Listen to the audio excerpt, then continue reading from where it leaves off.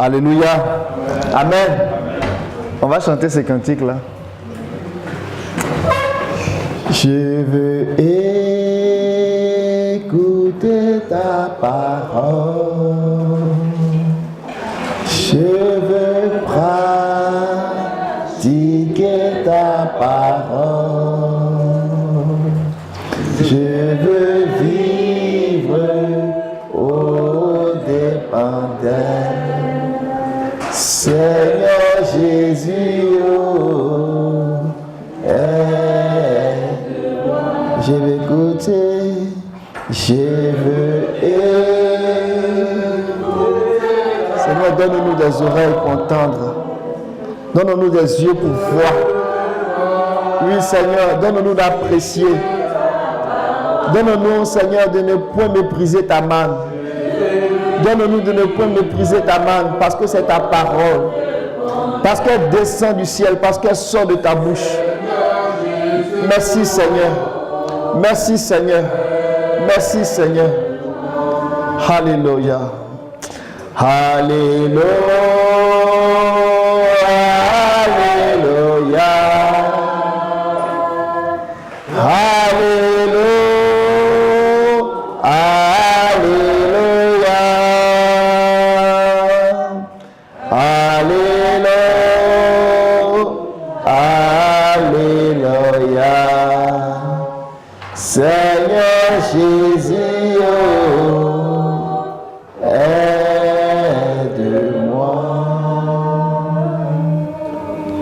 Seigneur, je veux rendre grâce et je veux te bénir parce que tu es le maître des temps et tu es le maître des circonstances. Seigneur, je veux bénir ce temps que tu nous donnes. Pendant que nous sommes là assemblés, Seigneur, qui sommes-nous pour parler de toi, pour parler des choses te concernant? Qui sommes-nous? Qui, Seigneur, a été ton conseiller pour te dire ce que tu as fait? Seigneur, tu es au-dessus de nous. Tu es trop grand. C'est pour cela que je prie, Seigneur, que dans ta bonté, que tu nous donnes ta grâce ce matin. Oui, Seigneur, la parole de la grâce, pour que nous puissions manger de la nourriture qui sort de ta bouche, de la manne, Seigneur. Afin que, Seigneur, nous soyons instruits et que nos yeux s'ouvrent, que nous ayons de la clarté, Seigneur. Et que nous puissions voir les choses de façon distincte, Seigneur. Oh, fais-nous grâce, que nous ne voyons pas les hommes comme des arbres, mais que nous voyons distinctement. Que nous voyons distinctement, Seigneur. Alors que ta parole, Seigneur, est libérée, ta main est posée sur nos yeux. Alors que ta parole est libérée, Seigneur, tu as la main, tu as tes mains sur nos yeux. Et tu fais tomber les écailles. Et tu fais tomber les écailles. Et tu fais tomber les écailles. Et tu fais tomber les écailles. Nous prenons autorité contre toute puissance qui s'oppose à la connaissance du Fils de Dieu. Nous terrassons ces puissances-là au nom de Jésus. Nous brisons les chaînes de l'ignorance. Nous brisons les chaînes de la mort. Nous brisons les chaînes de l'ignorance. Nous les brisons au nom de Jésus. Les verrous de fer, nous les brisons au nom de Jésus. Que l'Esprit qui donne l'intelligence nous donne l'intelligence ce matin. Que la parole qui déclare, que ceux qui ont des oreilles pour entendre, qu'ils entendent. Seigneur, nous avons des oreilles. Tu nous donnes des oreilles pour entendre tes paroles. Et que tes paroles, Seigneur, pénètrent dans nos os. Au nom de Jésus, tu établis la structure de ton Église. Tu établis la force de ton Église. Que ton nom soit béni. Seigneur, tu prends la direction que tu souhaites. Et que ton esprit, Seigneur, souffle maintenant pour raviver nos pensées, pour raviver nos esprits, Seigneur. Et qu'on se lève. Et que, Seigneur, on soit zélé pour rebâtir ta maison. Merci pour tes bienfaits. Merci pour ta parole. Merci, Seigneur. Au nom de Jésus. Amen. Amen. Amen. Que le nom du Seigneur soit béni. Amen. Ce matin, nous allons parler d'un sujet qui est vraiment capital, qui est fondamental. Et à travers ce sujet, ma prière est que le Seigneur nous fasse goûter le miel de sa parole. Amen. Amen. Regardons dans le livre de Exode 16, le témoignage qui a été rendu au sujet de la manne.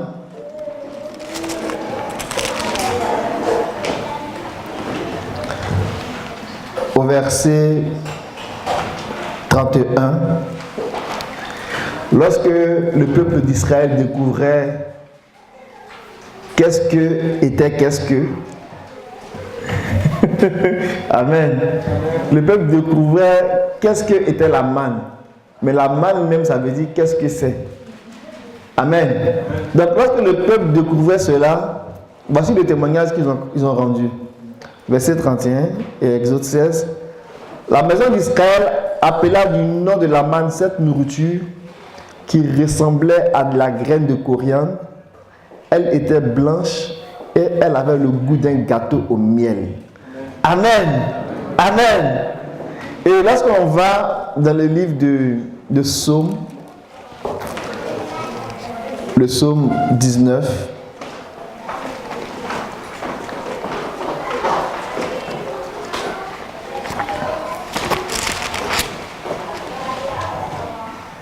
je lis à partir du verset 8. La loi du Seigneur est parfaite, elle restaure la vie. Le témoignage du Seigneur est sûr, il rend sage. Psaume 19, à partir du verset 8. Il rend sage le naïf, les directives du Seigneur sont droites, elles réjouissent le cœur.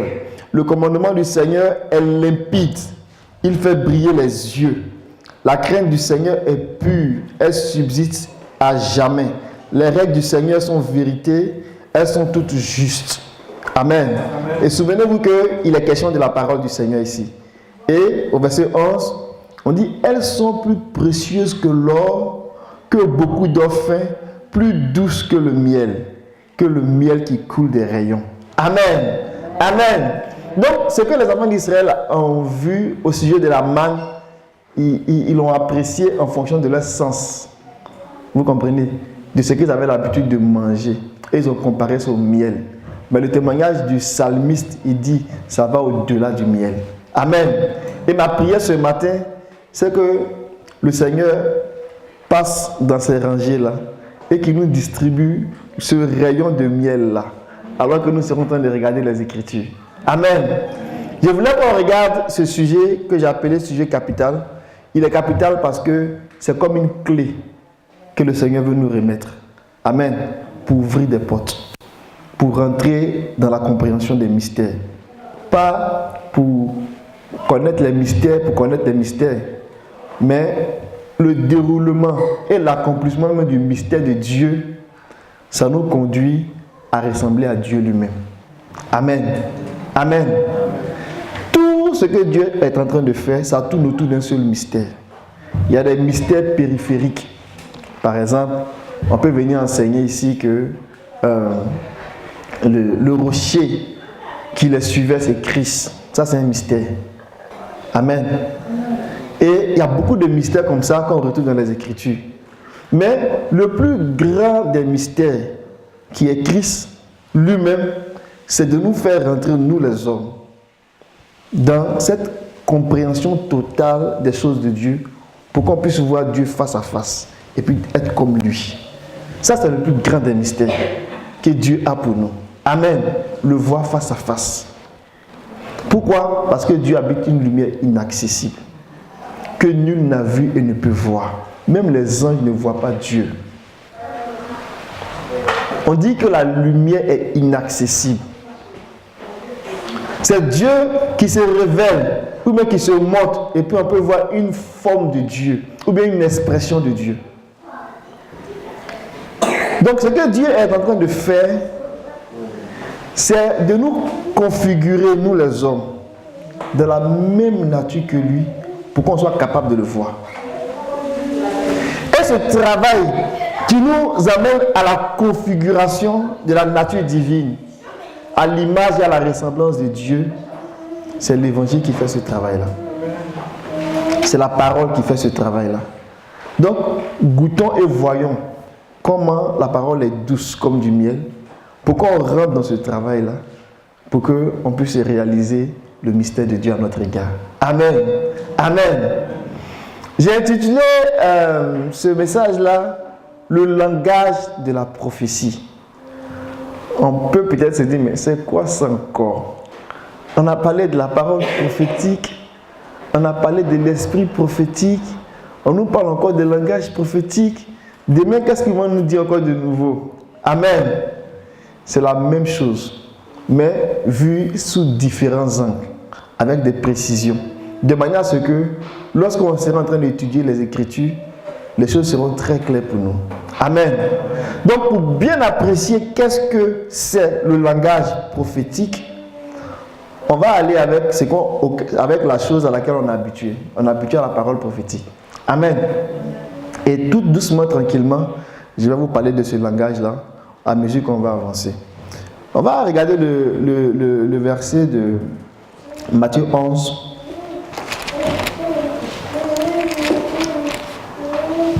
Le verset 13. Et c'est une parole qui sort de la bouche du Seigneur durant les jours de sa chair. Amen. Quand le Seigneur était sur la terre, il a déclaré ceci. Il dit: car tous les prophètes et la loi ont parlé en prophète jusqu'à Jean. Amen. Amen. Tous les prophètes et la loi, ils ont prophétisé jusqu'à Jean le Baptiste. Quand on lit Matthieu 11, il est question de Jean le Baptiste. Et tous les prophètes, depuis Abel, tous les prophètes jusqu'à Jean, y compris la loi, tout ce que Moïse a dit, a été dit en prophète. Ils ont parlé en prophète. Donc, ils avaient un discours. Ils avaient un message. Amen. Mais ils ont donné ce discours, ils ont donné ce message, ils ont donné cette parole comme prophète.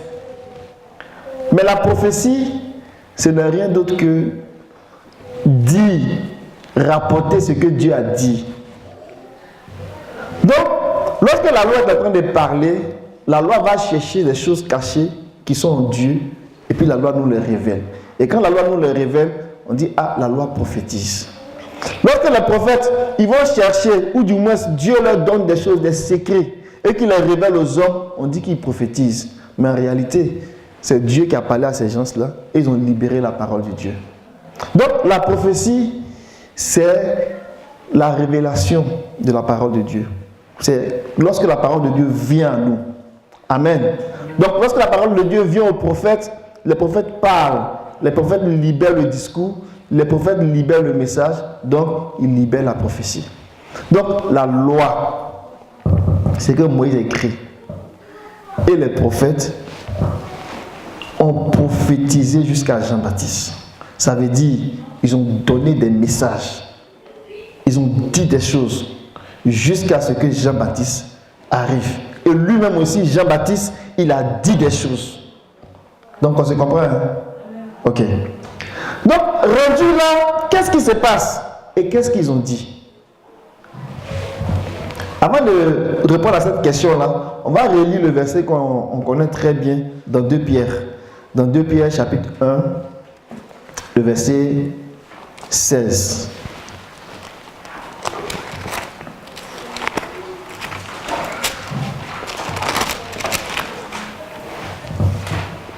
À partir du verset 16, ce n'est pas en effet en suivant des fables habilement conçues que nous avons fait connaître la puissance et l'avènement de notre Seigneur Jésus-Christ, mais parce que nous avons été témoins oculaires de sa grandeur, de sa majesté, parce que nos yeux ont vu sa majesté. Amen. Je veux qu'on s'arrête un peu là-dessus. La loi et les prophètes ont prophétisé. Ça veut dire qu'ils ont dit des choses qui viennent de Dieu. Amen. Or, Dieu ne peut pas mentir. On est d'accord, non? Dieu ne ment pas. Ce que Dieu dit est vrai, c'est éprouvé, c'est vrai. Donc, il est en train de dire ici que le fait qu'ils ont annoncé l'évangile. Ils ont fait connaître aux hommes que c'est Jésus qui a été crucifié. Mettons-nous dans le contexte des apôtres à leur temps. Pierre est en train de dire, c'est Jésus qui a été crucifié. Celui qu'on a annoncé, celui qu'on a vu. Celui qu'on a traîné dans les rues de Jérusalem. Cet homme-là, ce n'était pas un simple homme. Donc il dit, ce n'est pas parce qu'on a réfléchi à des histoires, on a monté des scénarios, on a expliqué des affaires, et puis on est venu, on a attaché tout ça de façon bien habillée pour venir nous expliquer qu'il y a un homme qui est venu, qui est né à Nazareth, qui a fait ceci, qui a fait cela. Il dit non, ce n'est pas par des histoires habilement conçues. Mais c'est quoi? Verset 17. Car il a reçu l'honneur et la gloire de Dieu, le Père, quand la voix vint à lui de la gloire magnifique, mon fils bien-aimé, c'est lui. C'est en lui que moi j'ai pris plaisir. Nous avons nous-mêmes entendu cette voix venue du ciel parce que nous étions avec lui sur la montagne sacrée. Amen. Amen. Nous estimons d'autant plus ferme la parole prophétique à laquelle vous faites bien de prêter attention comme à une lampe qui brille dans un lieu obscur jusqu'à ce que le jour commence à poindre et que le temps du matin se lève dans votre cœur. Vous savez avant tout qu'aucun message de prophète dans les Écritures ne révèle d'une interprétation particulière. En effet, aucun message des prophètes n'a été apporté par une volonté humaine. C'est porté par l'Esprit Saint que les humains ont parlé de la part de Dieu. Amen. Donc Pierre est en train de dire ici que on n'est pas venu vers vous pour vous raconter des histoires. Ce qu'on dit, on le tient des prophètes, des gens qui parlent de la part de Dieu.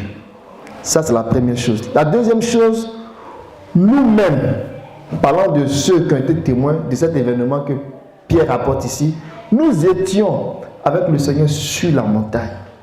Amen. Lorsque son corps a été transfiguré, lorsque son corps a été changé, on a vu le Seigneur. On était là, on était des témoins oculaires. Amen. Donc, il y a une voix qui s'est fait entendre dans les cieux. Et la voix a déclaré, celui-ci est mon fils bien-aimé, en qui j'ai mis toute mon affection. Donc, ce n'était plus une affaire de Jésus, fils du charpentier. Amen. C'était plus une affaire de Jésus, fils de Joseph. Dieu venait de rendre témoignage que c'est Jésus-là qui a marché dans les villes, dans les rues de Jérusalem, sur la terre d'Israël, n'était pas simple. Amen. Il n'était pas simple parce que les prophètes ont parlé de lui. Amen.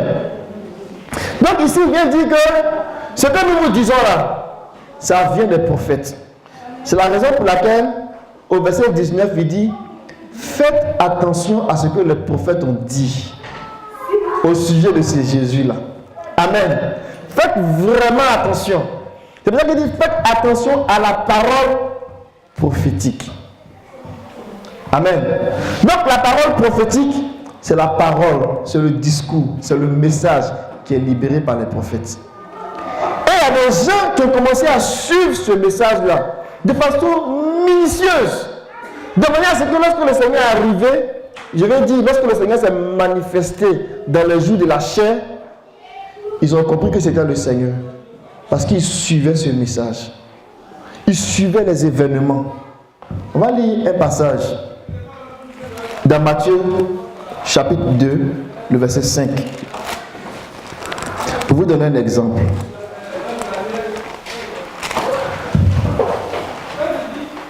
« 2,5 » il dit que vous savez que lorsque Hérode a appris qu'il y a un roi qui est né, le roi d'Israël, il a commencé à être inquiet. Et ce qu'il voulait, c'était quoi? De tuer tous les enfants d'un certain âge, de manière à ce qu'il soit sûr que cet enfant qui venait de naître là soit aussi au nombre de ceux qui seraient morts. C'était le plan d'Hérode. Amen. Et il a appelé les gens, il a interrogé les gens pour leur demander, mais ce Jésus-là, est-ce que c'est vraiment le roi d'Israël? Et voilà ce qu'ils ont dit, ils ont fouillé dans les Écritures. Verset 5, ils disent, il lui dit à Bethléem de Judée, voici ce qui est écrit par l'entremise du prophète. Amen. Donc il y a un événement qui est arrivé et il voulait savoir qu'en est-il vraiment, qu'est-ce qu'il y a de vrai de cet événement-là. Et voici la réponse qu'ils ont donnée. Verset 6. Et toi, Bethléem, terre de Juda, tu n'es certainement pas la moins importante dans l'assemblée des gouverneurs de Juda, car de toi sortira un dirigeant qui fera paître Israël, mon peuple. Amen. Voici la réponse qu'ils ont donnée à Hérode. Ils ont dit, quand on commence à suivre ce que disent les prophètes, le prophète Michée, quelque part, a rapporté cette parole. Allons-y dans Michée. Michée 5.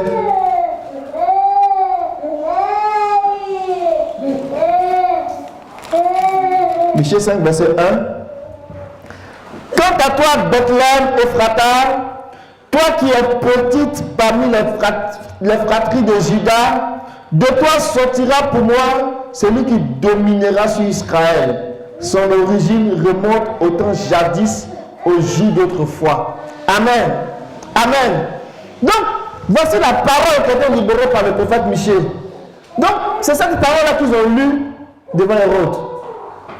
Pour dire, lorsqu'on se base sur cette parole-là, lorsqu'on considère ce qu'a dit le prophète, on peut comprendre qu'il y a quelque chose qui vient de se passer. Donc vous voyez que lorsque vous allez prendre le temps de lire par exemple les évangiles, il y a des scènes qu'on raconte et on dit après, afin que s'accomplisse la parole du prophète. Afin que s'accomplisse la parole du prophète. Afin que s'accomplisse la parole du prophète. Pourquoi? Parce qu'on a commencé à faire attention à ce qu'ont dit les prophètes. Amen. Mais là où ça devient un peu délicat à suivre, c'est que le prophète, quand il parle, il ne parlait pas toujours de façon ouverte.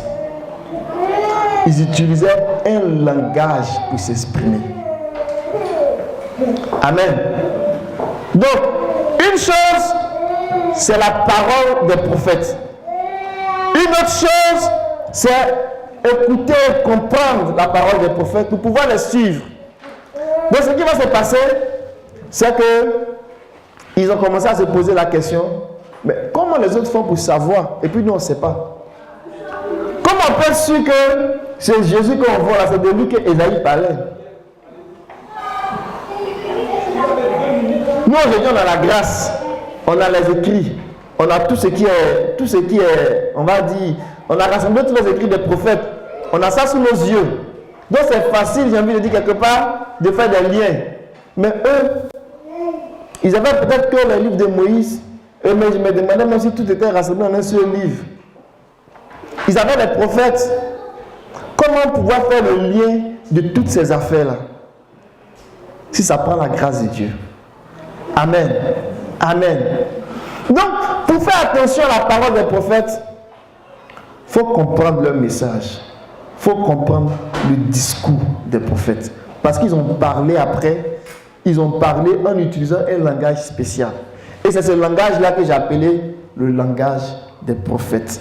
Le langage de la prophétie. Amen.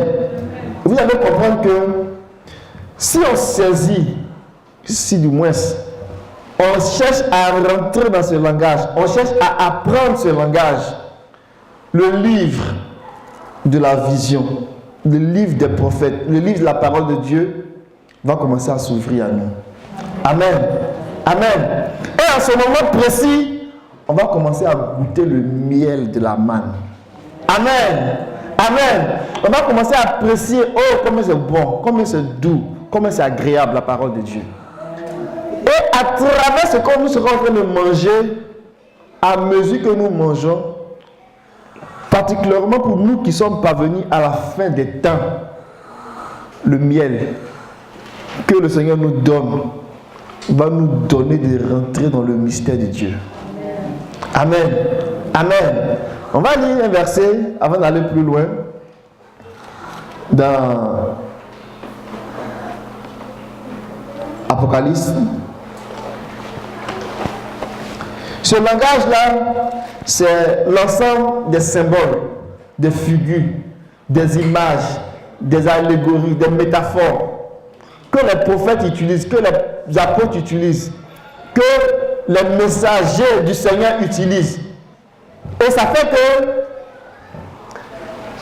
si nous n'avons pas la révélation de ce langage-là, on bloque, on n'arrive pas à aller plus loin. Et on a comme l'impression que c'est pour les initiés. En effet, c'est pour les initiés, mais tout le monde est capable d'être initié. Amen. Si nous commençons à rentrer dans l'esprit des prophètes, qui n'est rien d'autre que l'esprit de Christ, nous commençons à être initiés à ce langage-là. Dans Apocalypse de Jean, le verset chapitre 1, verset 1.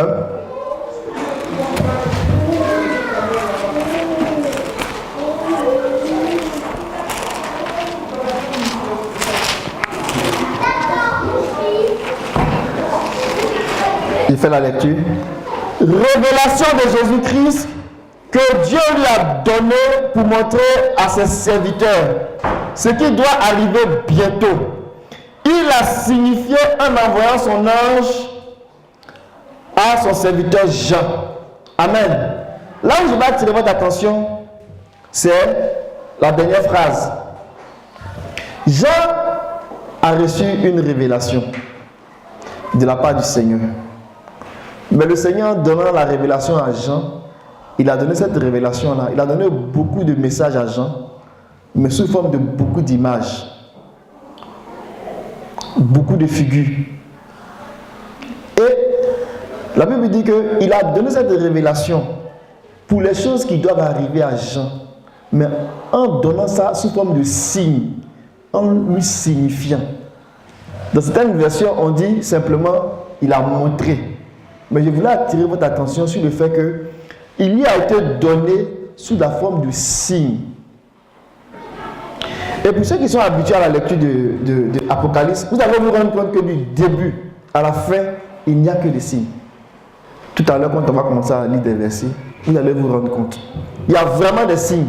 Donc, pourtant c'est un message. Pourtant c'est une parole. Pourtant c'est un discours. Pourtant, c'est une révélation. Mais il y a tellement de signes que si on n'est pas capable de déchiffrer, de décrypter, de décoder, on ne peut pas aller plus loin. Parce qu'on n'a pas la révélation. On n'a pas la compréhension.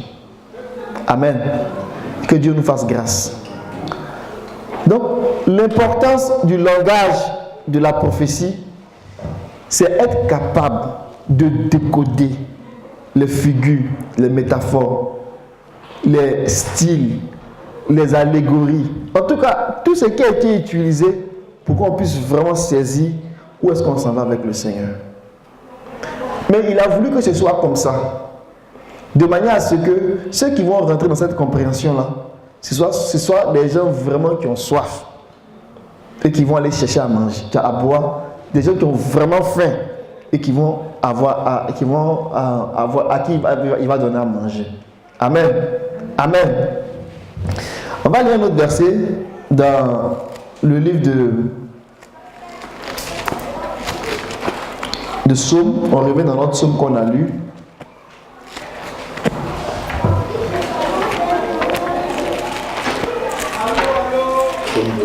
Psaume 19.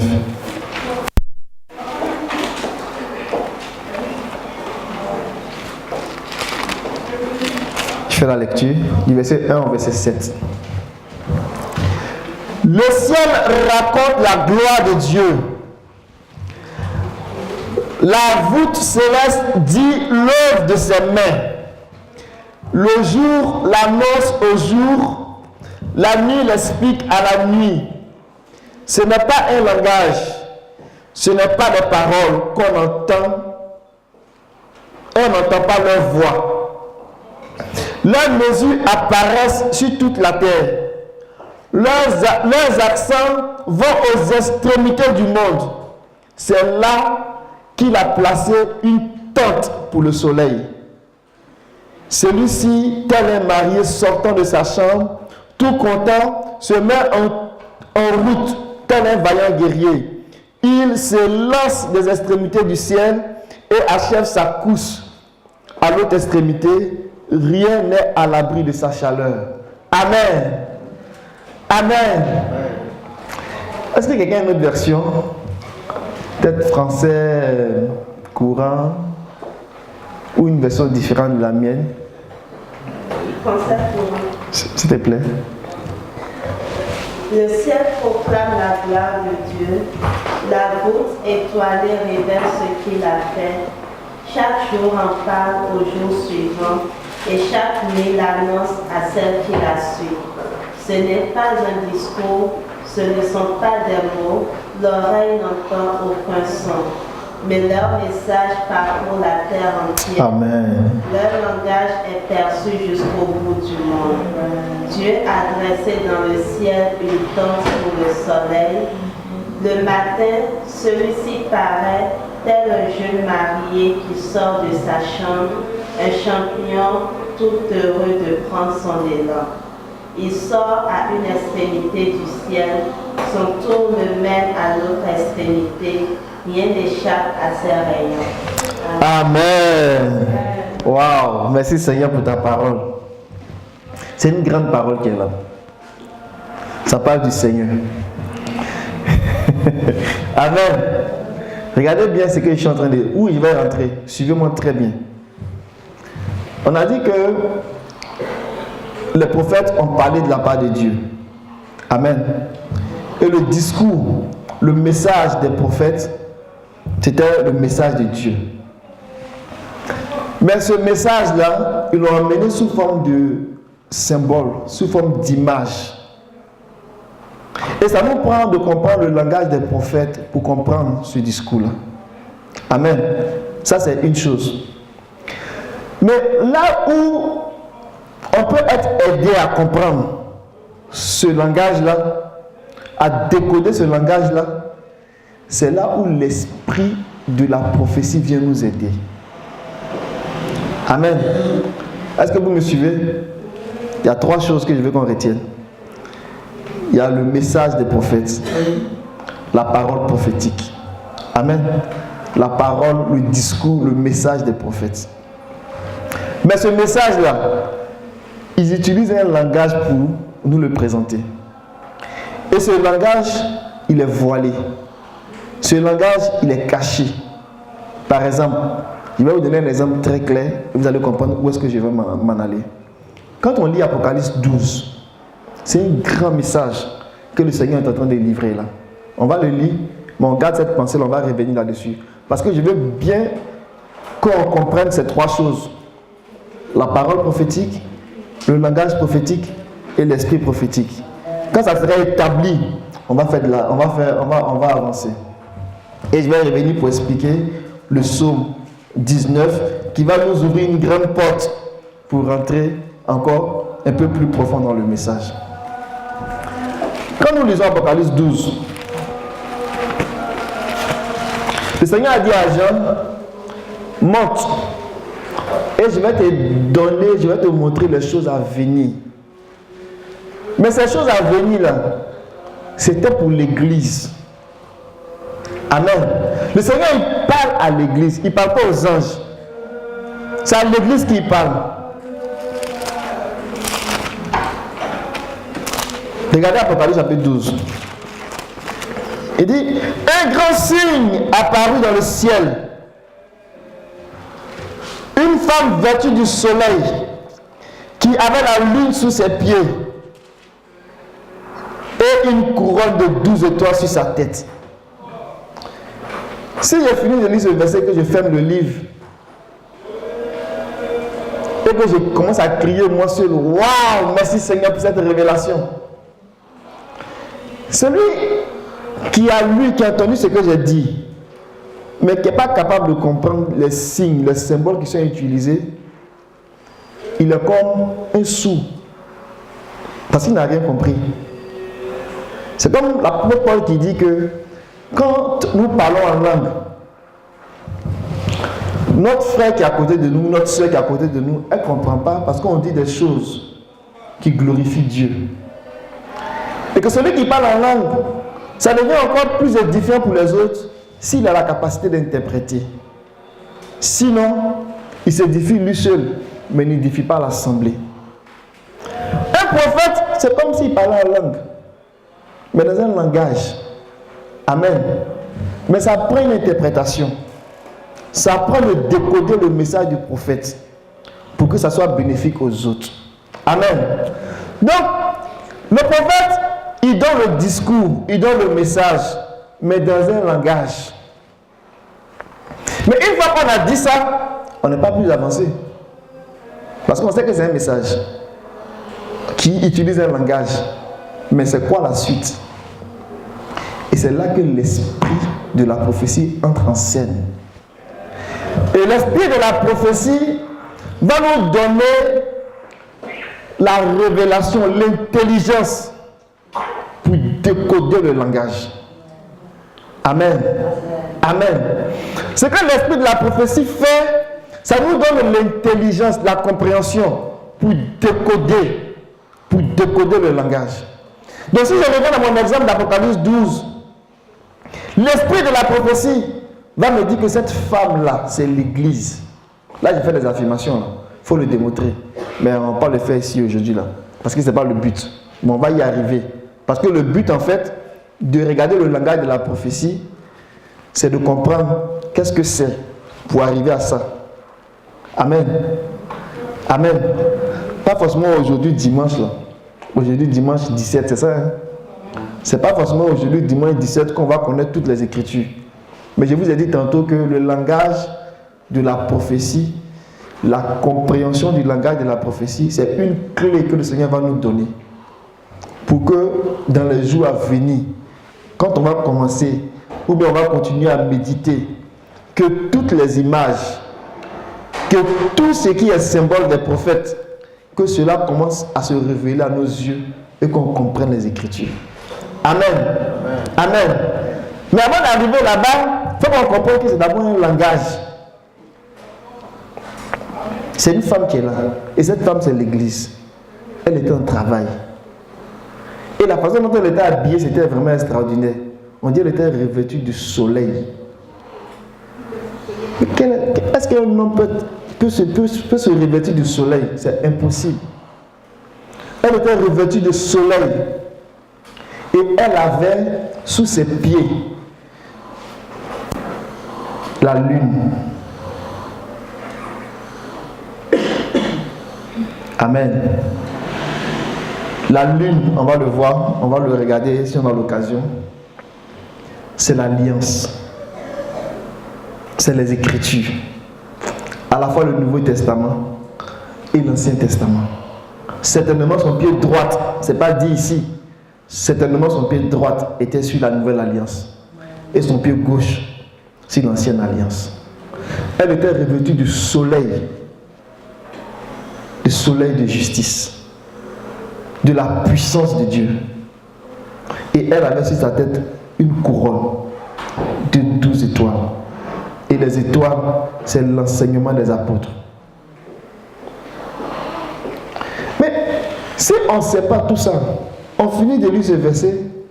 J'aime pas commencer à expliquer ce verset. Mais vous voyez où est-ce que ça nous conduit?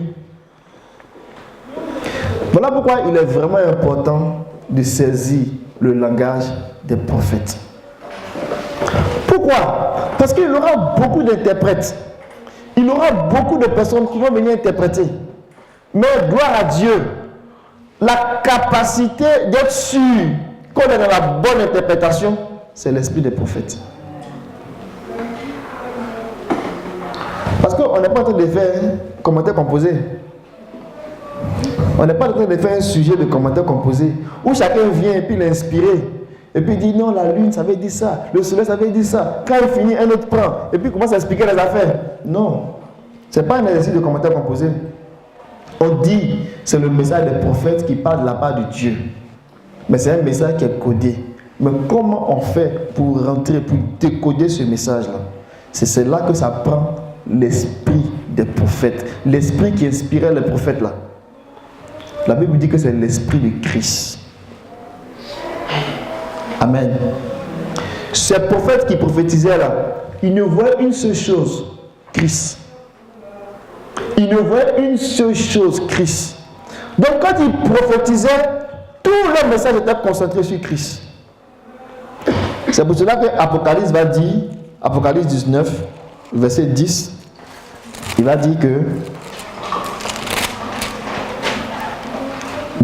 Apocalypse 19, verset 10, je tombais à ses pieds pour me prosterner devant lui. Mais il me dit, garde-toi de le faire. Je ne suis que ton compagnon d'esclave et celui de tes frères qui porte le témoignage de Jésus. Amen. Personne, il dit, prosterne-toi devant Dieu, car le témoignage de Jésus est l'esprit des prophètes. Amen. Le témoignage de Jésus, c'est l'esprit des prophètes. Donc l'esprit qui animait les prophètes, il rendait témoignage d'une personne, la personne de Christ. C'est ça que ça veut dire. Le témoignage de Jésus, c'est l'esprit des prophètes. C'est-à-dire, quand les prophètes prophétisaient là, ils ne parlaient que de Jésus, ils ne parlaient que de Christ. Donc ils donnent la ligne, ils donnent la pensée, et on ne peut pas se perdre. Ça veut dire quoi concrètement? Je vais donner un exemple. Aujourd'hui, il y a beaucoup d'assemblées qui, on va dire, ils font les églises.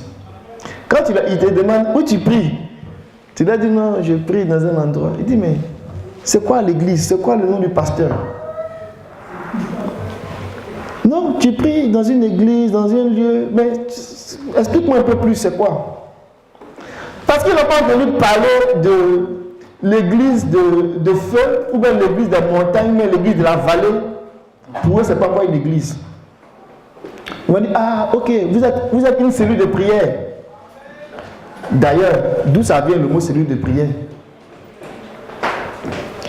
Là où je vais aller, c'est que les gens, au lieu d'avoir les yeux sur le Seigneur, ils ont les yeux sur un système. Vous comprenez? Et parce qu'ils ont les yeux sur un système, l'église est devenue une affaire de... Il faut appartenir à un système, un groupe, il faut appartenir à des dénominations. Après, il faut qu'on ait un chef. Après ça, il faut qu'on ait un président. Après, il faut qu'on ait un pasteur principal. Et toute leur compréhension de Dieu est déformée. Voilà pourquoi il est important qu'on ait les yeux fixés sur le Seigneur. Amen. Si nos yeux sont fixés sur le Seigneur, rien que le Seigneur, nous allons comprendre où est-ce qu'on va.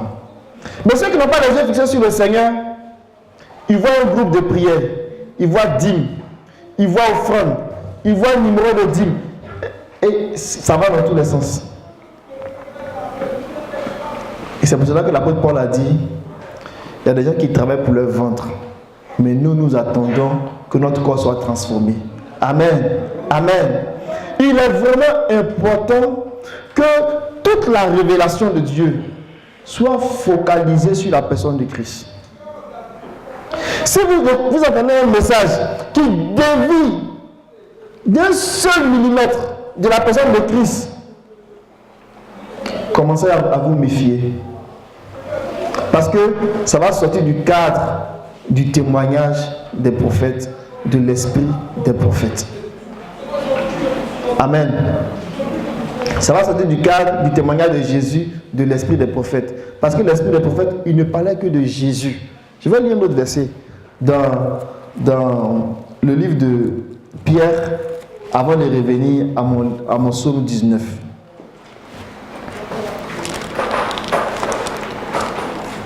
Pierre chapitre 1.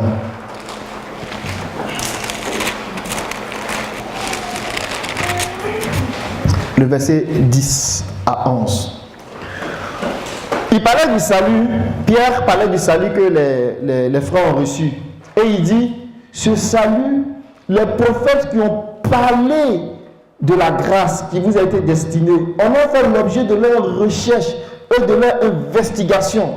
Ils se sont appliqués à découvrir quelle époque et quelles circonstances désignait l'esprit de Christ qui était en eux. L'esprit qui d'avance attestait les souffrances de Christ et la gloire qui s'en suivrait. Amen. Moïse, la Bible dit que lorsqu'il parlait à Pharaon, ce n'est pas Pharaon il voyait Christ. Il parlait comme s'il voyait l'invisible. Et il a dit à Pharaon, laisse aller mon peuple. Tous ces prophètes-là, ils savaient ce que Dieu était en train de faire. Abraham, il était riche, il avait de l'or, il avait des hommes, il avait des serviteurs, mais il habitait dans des tentes. Ce n'est pas parce que c'était dans les années reculées, moyenâgeux. Non. Abraham, il a acheté son sépulcre pour enterrer toute la famille avec de l'argent. Là où il a enterré Sarah, Abraham avait l'argent. Mais la Bible dit qu'il habitait dans des tentes. Pourquoi? Parce qu'il avait compris une chose en tant que prophète. Que Dieu qui lui a dit, va dans le pays que je te montrerai là. Abraham avait vu ce pays, du lieu où il était. Amen. Comme un aigle. Abraham avait vu le pays de loin. Il a vu que le Seigneur parlait de l'église. Et il a dit, non, moi j'attends la ville dont Dieu lui-même est l'architecte. Waouh. Regardez ce verset-là. Hébreu.